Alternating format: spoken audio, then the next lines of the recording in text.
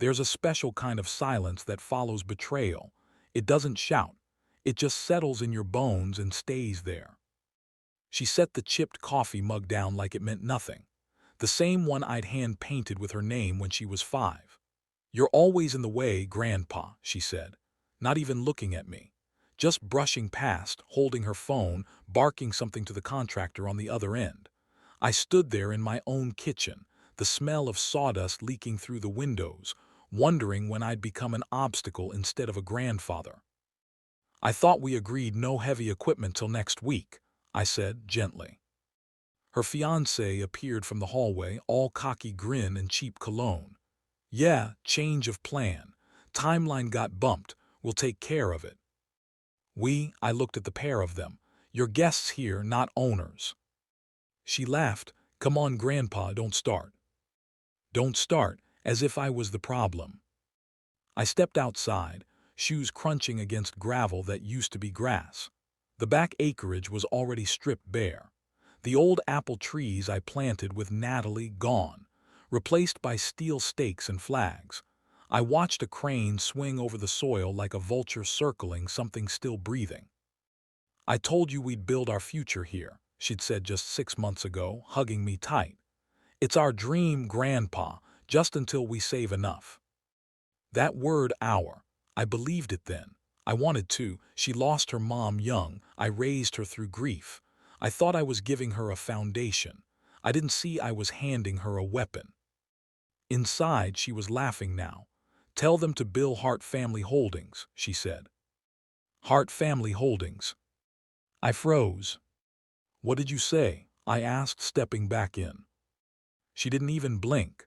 "Oh, that's just what we're calling the LLC for tax purposes." "You created an LLC with my name." She rolled her eyes. "It's just a shell, Grandpa. Everyone does it." My jaw clenched. "And you filed that without telling me." Her fiancé chimed in. "Relax. It's cleaner this way. Protects the investment. Your name's still somewhere in the paperwork." Somewhere. I went to the drawer where I kept old bills, manuals, warranties. Found the envelope she'd asked me to sign weeks ago. "Just something for the county," she said then. "Mailing update." It was. I unfolded it slowly. Power of attorney, signed, notarized, my name, her signature. My hand shook. I whispered. "This isn't." She sighed. "Grandpa, we're doing this for us, for family. It's not a betrayal." "Yes, it is. If anyone's listening, don't make the mistake I did. Betrayal doesn't always come in shouting.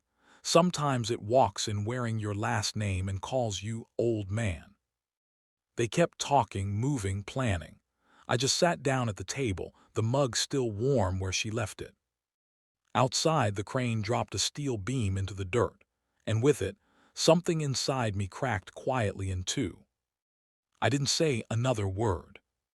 But I knew then I wasn't just in their way. I was standing on what they'd already stolen. You can feel grief in your teeth, that slow grind of truth against pride. I walked the gravel path as the sun dipped behind the hill, lighting the sky like the orchard used to. That orchard gone now, replaced by bare soil and ambition.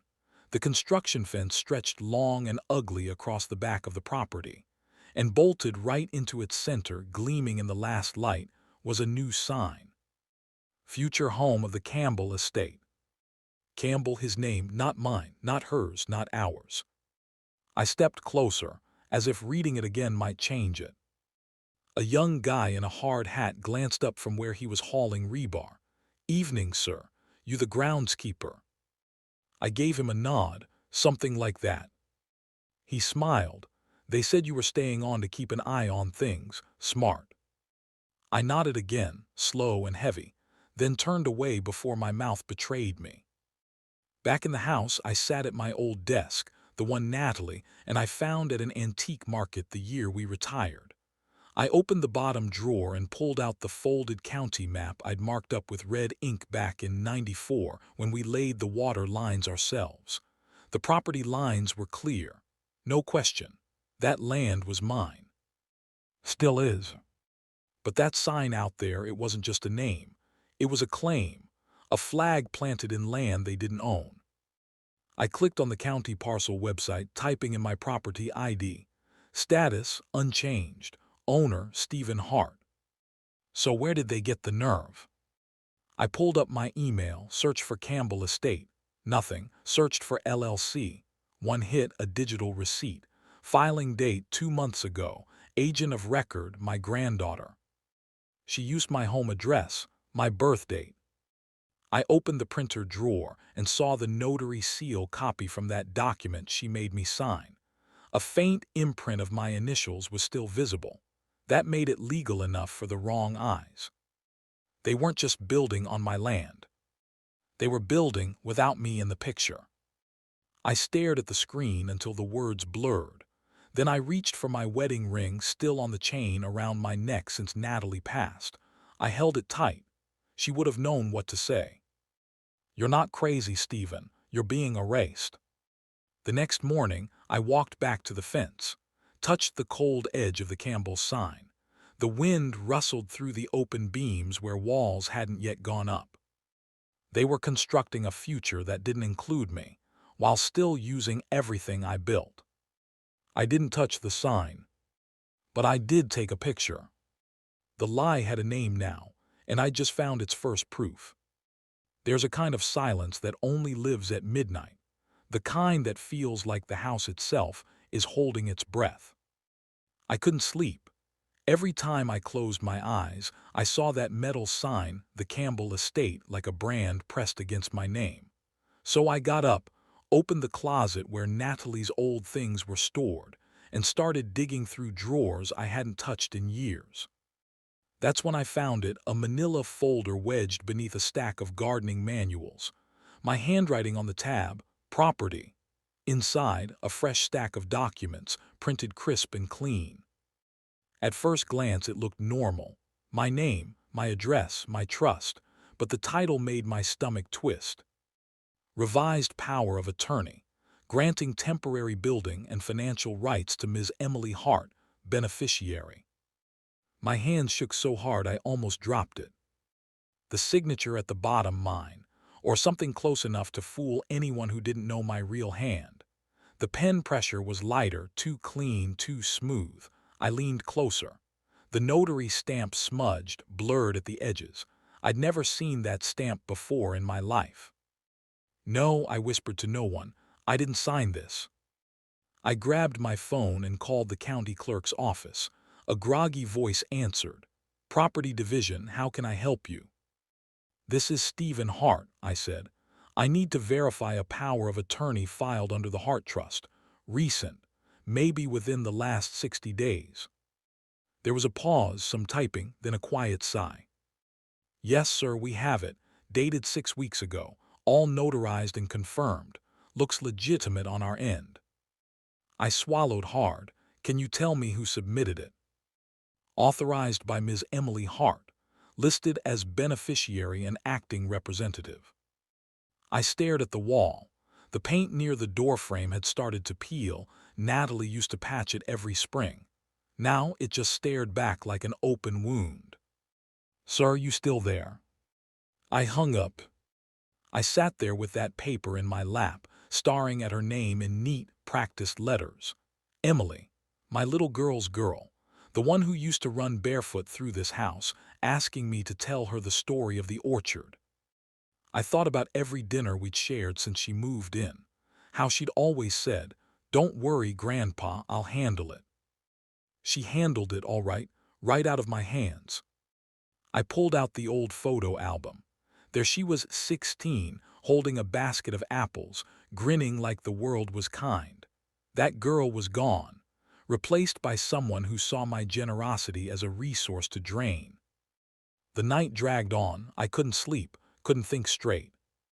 By dawn, I made a decision. I walked to the kitchen, poured a cup of coffee, and stared out toward the half-built house that shouldn't exist. They stolen my signature, but they hadn't stolen my proof yet. And I intended to make sure they never would. Because once trust is forged, the only thing left to sign is war. Some truths are too loud to ignore, even when whispered through legal print. I drove out past the orchard, the hills still green from last week's rain, and headed to Malcolm's law office downtown, an old army buddy who once pulled me from a ditch in Berlin and now ran a quiet corner office above a barber shop. He greeted me with a firm handshake and tired eyes. "You look like you've seen a ghost," he said. I just handed him the forged documents. "I need help, Mal," I said. "Real help, quiet help." He studied the pages, jaw tightening as he flipped through them. "Damn, you didn't sign this. I know your writing better than my own." He turned toward the hallway. "Wait here." 5 minutes later, a young woman walked in, early 30s, sharp blazer, no nonsense in her step. "This is Janice, my niece. She handles elder fraud and exploitation cases." She sat across from me and nodded. "I'm here to listen, and then to fight carefully." I slid the document across. She didn't flinch. "Notary listed here," she tapped the corner. "This man passed away 2 years ago. The stamp is outdated. No active record." Her voice didn't rise. If anything, it got quieter, colder. "This isn't just misuse," she said. "It's criminal." I exhaled through my nose, trying to keep my hands from shaking. "What happens now?" "We wait," she said, "and document every interaction, every invoice, every name on every permit. No confrontations yet. You only get one clean shot in cases like this. They're building on my land, tearing down trees my wife planted." She leaned forward. "Then we treat this like a war, not a fight. You don't show your weapon until you're ready to use it." Malcolm added, "She took down a woman who stole her mother's pension. You're in good hands." I nodded, feeling something I hadn't in days: stillness. Not peace, not yet, but stillness, like the calm before a storm you no longer fear. Janice handed me a folder. "Start logging everything. Dates, faces, times, and don't tell them you know. They'll tighten up. We want them sloppy." On the drive home, I passed the site again. More beams, more trucks. They were building their future on the ashes of mine. I pulled over and stared. The sign still read Campbell Estate. The workers still laughed. My granddaughter walked across the porch frame with a clipboard and phone. No trace of guilt on her face. I looked down at the folder Janice gave me. I wasn't a lawyer. I wasn't even angry. I was just tired of being erased. So I started writing, quietly, patiently. Because justice only lands once, and I plan to hit the center. Hard. Betrayal doesn't always come in words. Sometimes it hides in decimals and deposit slips. Janice called early. "I got access to your financials," she said. "Do you recognize these?" She emailed a PDF. My name was listed, but the actions weren't mine. 5 wire transfers, thousands gone, equipment rentals, contractor deposits, a luxury portable bathroom order for the site, all paid from an account I never opened. "They used your identity," Janice said. "You didn't just lose control of the land. You've been financially erased." I didn't speak. My breath stayed lodged in my chest. "I'll issue a fraud alert and start the paperwork," she added. "But we'll need documentation. Originals, timestamps, everything they don't expect you to have." After the call, I went into the attic. Dust filled my lungs as I opened the crawlspace. Tucked beneath a wool army blanket was my old safe. It still stuck on the third turn. I spun carefully. Click. Inside were things no one else had touched in decades. The original deed to the land, still sealed in plastic. My marriage certificate. Love letters from my late wife, written on paper that smelled like cedar and lavender. And one more thing. The microcassette recorder she used to tape bedtime stories for our granddaughter. I rewound it, pressed play. Her voice crackled to life. "This land is our promise, never for sale, never forgotten." My hand covered my mouth. My heart pounded slow, deep, steady. I hadn't heard her voice in 10 years. The lies outside had been built with paper, but I held proof forged in memory. I made copies of everything: the deed, the will, the voice recording, uploaded them to a secure drive Janice gave me, scanned and dated. Then I sat at the kitchen table and stared out the window. The construction trucks rolled in again. Same crew, same noise, same sign, Campbell Estate. They thought they'd buried the past under cement.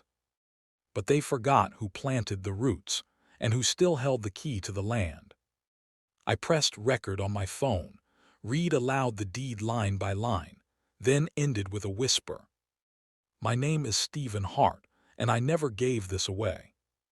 You think betrayal hurts when it's loud, but the deepest cuts come dressed in silence and paperwork. Janice met me at the county office. She wore a gray blazer, no makeup, hair tied tight, professional armor. "Let me do the talking," she said. I nodded. At the zoning desk, she handed over a request. "We'd like to see recent permit applications tied to parcel 7A13 under Hart Family Trust." The clerk, a woman with oversized glasses and the tone of someone who'd seen too much, scrolled through her monitor. "There's no permit under that trust," she said, "but there is one for Hart Campbell LLC. I blinked. I didn't form that company. She turned the screen toward us. Janice leaned in. "Filed last month," she murmured. "Signed by," she paused. "My granddaughter's name, listed as managing partner. A joint ownership company, without my signature, without my knowledge." "That's not legal," I said, my voice low. "It's legal enough to stall," Janice whispered. "She's retitling after occupancy. It's a classic move. Once the home, finished and labeled permanent residence, she'll apply for sole control. You'll be grandfathered out, literally." My hands tightened on the edge of the counter. "Sir?" the clerk asked, worried. "I'm fine," I lied, "just reading." Back in the hallway, Janice stepped into a quiet alcove. "This is bigger than inheritance theft," she said. "This is identity laundering through property, and it's criminal." "She said she needed a place to stay," I whispered. "Said it was temporary. Now I'm not even a line item." "You are," Janice replied, "but only on the original deed, and we still have that." She paced. "If we file a cease and desist now, they'll just pivot. We need to file a conditional hold order, but only once everything's in place." I looked at her. "So we let them build?" "Yes," she said. "Let them pour every dollar into it, make it look as finished as possible. Once it's real estate, not just an idea, the fall becomes public record. Embarrassing, legal, loud." The word loud settled in my chest. I used to be loud, laughter, old records, bedtime stories. Now I was silent in my own house. "Okay," I said, "let them keep building." We stepped out into the parking lot. The sun burned high above. Somewhere, a jackhammer pounded like a war drum. From the ridge, I could just see the top of the new frame, 2 stories high. Beams cut against the sky like ambition with no conscience. I thought of my wife's voice again from that cassette. Her promise, our promise. "They're building a castle on borrowed bones," I said. Janice looked at me. "And when it crumbles, everyone will see who they buried beneath it." I didn't reply. But in my chest, something steady returned. Not rage, not grief. Resolve. Sometimes silence is louder than a headline.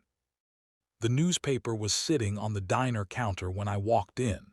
Same place I'd taken her for root beer floats when she was 10. I reached for the paper, hands trembling only slightly, and unfolded it with care. There it was, front page. Hart Campbell wedding to be held on family estate. My granddaughter stood beside her fiancé, holding champagne flutes, beaming, cropped just close enough that my house appeared in the background, but I didn't. Janice slid into the booth across from me, saw it. I nodded and laid the paper down between us. I tapped the headline. "My name's not there." She scanned the article. They called it a family estate, but they didn't say whose family. I flipped to the quote. "This land has always felt like ours," my granddaughter had said.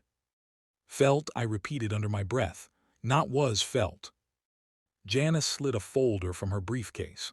I filed the injunction. Fraud, unauthorized use of property, misrepresentation. It's solid. You want me to serve it?" I looked out the window. An elderly couple was crossing the street hand in hand. The woman laughed, light and real. I used to know that kind of laughter.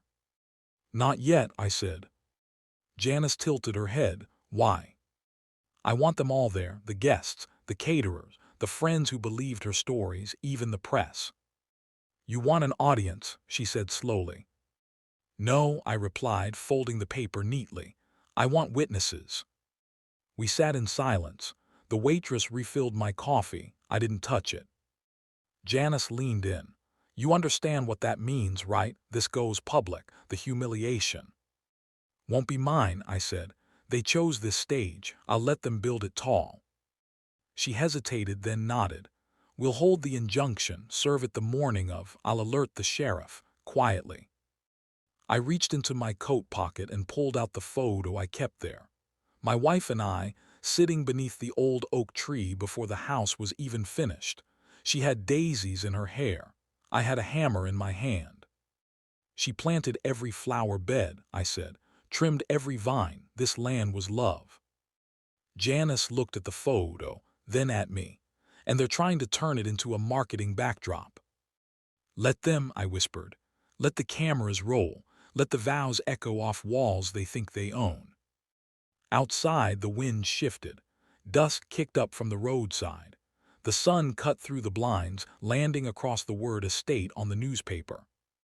For the first time in months, I smiled. Not wide, just enough to feel the weight of control shift back into my hands. The invitation list wasn't the only thing being written. Chapter 8: The Celebration Trap. They built a kingdom on a lie. I let them dance on it. The gravel crunched beneath my boots as I parked just beyond the tree line. My truck blended in with the shadows of the old vineyard, but my heart pulsed like a drum beneath my ribs. I could hear the music before I even opened the door. Violins, laughter, the clinking of glasses against rented crystal.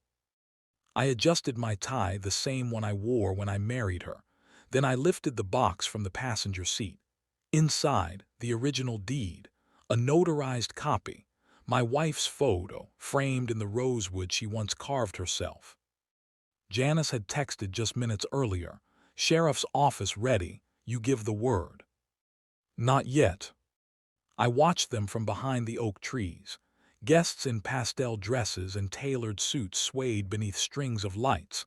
The banner above the pergola read, "Hart Campbell forever." My name used as decoration. My legacy turned into a hashtag. My granddaughter twirled in white lace. Her fiancé kissed her fingers, smug and effortless. I could almost hear the lies he'd whispered to convince her this land was theirs. I waited. Not when the ceremony started, not when the music played. I waited until they toasted. Until Diane raised her glass and said, "To new beginnings and to family, the kind you choose." Until the photographer posed them on the porch.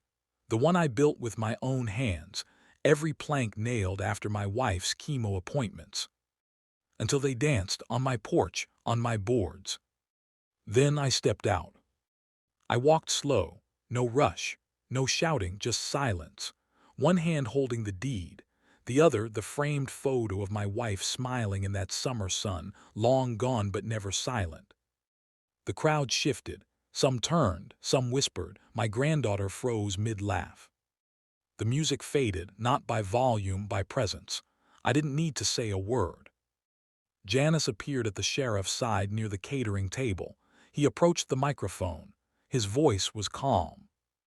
"Ladies and gentlemen, we need to pause the event for legal clarification," he said. "We are in receipt of evidence indicating that this property is under active title dispute and potential fraudulent transfer." Gasps, the kind that suck oxygen from the air. My granddaughter stepped forward. "What is this? Grandpa, what are you doing?" I looked at her, really looked. I didn't see a bride. I saw a child who used to run barefoot through this yard, picking peaches and calling them sun fruit. "I didn't do this," I said. "You did." Janice stepped up, holding the injunction. We have documentation showing forged power of attorney, false business filings, and zoning violations. Until resolved, this event cannot continue on these grounds. Diane shouted something I didn't hear. Her voice had long stopped mattering. Guests began murmuring. Some pulled out phones, others just stared. I walked past them all up the steps and set my wife's photo on the edge of the porch rail. She always said truth needs sunlight. Today she had it. And the storm was just beginning. Some truths don't need to be shouted. They echo all on their own. The sheriff didn't raise his voice. He didn't need to. He stood firm beside the altar, one hand resting on a thick envelope Janice had prepared days ago. The crowd shifted from party mode to courtroom silence. "This morning," he began, "I received a packet of evidence alleging multiple crimes involving this property." He nodded to Janice, who stepped forward like calm water. Forgery of legal documents, fraudulent use of power of attorney, elder exploitation, misuse of trust accounts. Each word landed like a hammer. I watched my granddaughter, her bouquet trembling in her hands, the same hands that once made me drawings with crayons and glitter. "This can't be real," she murmured. Janice opened the file. "Your fiancé's business name is listed on the zoning permits, but the owner of this land never approved that company, never signed a lease, never gave permission." The sheriff turned to me. "Do you confirm ownership of this land, sir?" I handed him the deed, original copy, held since 1981. He reviewed it, nodded. Then Janice played it, the old voice recording I'd found in the attic. My wife's voice soft, tired but certain. "This land is ours. Promise me no matter what you won't let it go. Not for money, not for guilt. Keep it in the family, the part that still loves you." Her voice played like a hymn through the speaker. My granddaughter gasped. Her shoulders curled inward. Her fiancé stepped away from her, as if the spotlight of guilt now burned his skin. Whispers rose from the guests. "She forged his name. Did they steal the land? I thought this was their home." Some guests quietly left, others stayed frozen. "I didn't mean," she choked. "You said you forgave me after college when I messed up the car, remember?" "I did," I said. "Forgiveness doesn't mean forgetting or giving away your life in pieces." The sheriff closed the file slowly, deliberately. "This event is hereby ended by order of county investigation. All development on this property is frozen until legal resolution. Any future use will require the verified consent of the owner, Stephen Hart." My name said aloud, at last. I looked around at what was left. Broken champagne glasses. Deflated centerpieces. A banner swinging crooked in the breeze. She looked at me, makeup running down her face, shoulders shaking. "You said you loved me," she whispered. I met her eyes. "I do, but love doesn't mean letting someone bury you alive." The band had stopped long ago, but now even the birds seemed quiet. She dropped the bouquet, and the silence that followed hit harder than any gavel. Grief is loud, healing is quiet. The ground was uneven where the arbor used to stand. I could still see the shape of it in my mind. The way the morning light once hit the beams, the way my wife laughed under its shade, the way my granddaughter played there before she learned how to lie with a smile.